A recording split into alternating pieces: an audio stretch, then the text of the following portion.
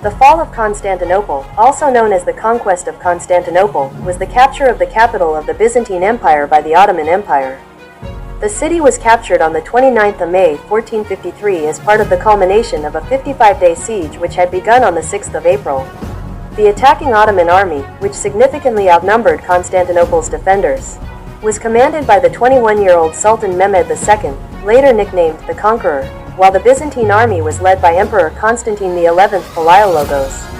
After conquering the city, Mehmed II made Constantinople the new Ottoman capital, replacing Adrianople.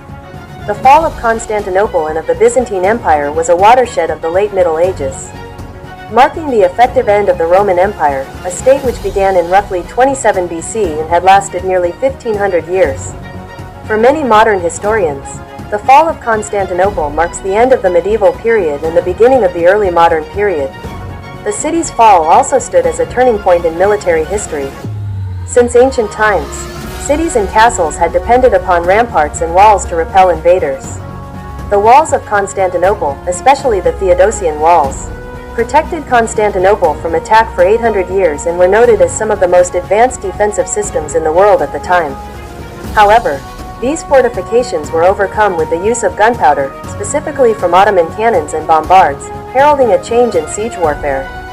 The Ottoman cannons repeatedly fired massive cannonballs weighing 500 kilograms over 1.5 kilometers, which created gaps in the Theodosian Walls for the Ottoman siege. Constantinople had been an imperial capital since its consecration in 330 under Roman Emperor Constantine the Great. In the following 11 centuries, the city had been besieged many times but was captured only once before, the sack of Constantinople during the Fourth Crusade in 1204. The Crusaders established an unstable Latin state in and around Constantinople, while the remainder of the Byzantine Empire splintered into a number of successor states, notably Nicaea, Epirus and Trebizond. They fought as allies against the Latin establishments, but also fought among themselves for the Byzantine throne. The Nicaeans eventually reconquered Constantinople from the Latins in 1261, re-establishing the Byzantine Empire under the Palaiologos dynasty.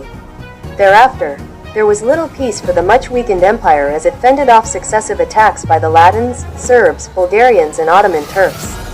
Between 1346 and 1349, the Black Death killed almost half of the inhabitants of Constantinople. The city was further depopulated by the general economic and territorial decline of the empire, and by 1453, it consisted of a series of walled villages separated by vast fields encircled by the 5th century Theodosian Walls. By 1450, the empire was exhausted and had shrunk to a few square kilometers outside the city of Constantinople itself. The Prince's Islands in the Sea of Marmara and the Peloponnese with its cultural center at Mistras. The Empire of Trebizond, an independent successor state that formed in the aftermath of the Fourth Crusade, was also present at the time on the coast of the Black Sea. At the beginning of the siege, Mehmed sent out some of his best troops to reduce the remaining Byzantine strongholds outside the city of Constantinople. The fortress of Therapia on the Bosphorus and a smaller castle at the village of Studius near the Sea of Marmara were taken within a few days. The Prince's Islands in the Sea of Marmara were likely taken by Admiral Baltoglu's fleet during this phase of the siege. Mehmed's massive cannons fired on the walls for weeks, but due to their imprecision and extremely slow rate of fire, the Byzantines were able to repair most of the damage after each shot, mitigating the effect of the Ottoman artillery. Despite some probing attacks, the Ottoman fleet under Baltoglu could not enter the Golden Horn due to the chain across the entrance. Although one of the fleet's main tasks was to prevent any foreign ships from entering the Golden Horn, on the 20th of April, a small flotilla of 4 Christian ships managed to get in after some heavy fighting, an event which strengthened the morale of the defenders and caused embarrassment to the Sultan. Baltoglu was most likely injured in the eye during the skirmish. Mehmed stripped Baltoglu of his wealth and property and gave it to the Janissaries and ordered him to be whipped 100 times. Mehmed ordered the construction of a road of greased logs across Galata on the north side of the Golden Horn and dragged his ships over the hill, directly into the Golden Horn on the 22nd of April. Bypassing the chain barrier, this action seriously threatened the flow of supplies from Genoese ships from the nominally neutral colony of Pera, and it demoralized the Byzantine defenders.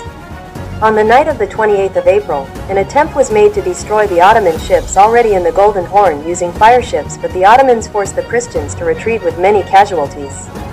40 Italians escaped their sinking ships and swam to the northern shore. On orders of Mehmed, they were impaled on stakes in sight of the city's defenders on the seawalls across the Golden Horn. In retaliation, the defenders brought their Ottoman prisoners, 260 in all, to the walls, where they were executed, one by one, before the eyes of the Ottomans. With the failure of their attack on the Ottoman vessels, the defenders were forced to disperse part of their forces to defend the seawalls along the Golden Horn. The Ottoman army had made several frontal assaults on the land wall of Constantinople, but they were costly failures. After these inconclusive attacks, the Ottomans sought to break through the walls by constructing tunnels to mine them from mid-May to the 25th of May. Many of the sappers were miners of Serbian origin sent from Novo Brdo under the command of Zagan Pasha, an engineer named Johannes Grant, a German who came with the Genoese contingent. Had counter-mines dug, allowing Byzantine troops to enter the mines and kill the miners. The Byzantines intercepted the first tunnel on the night of the 16th of May.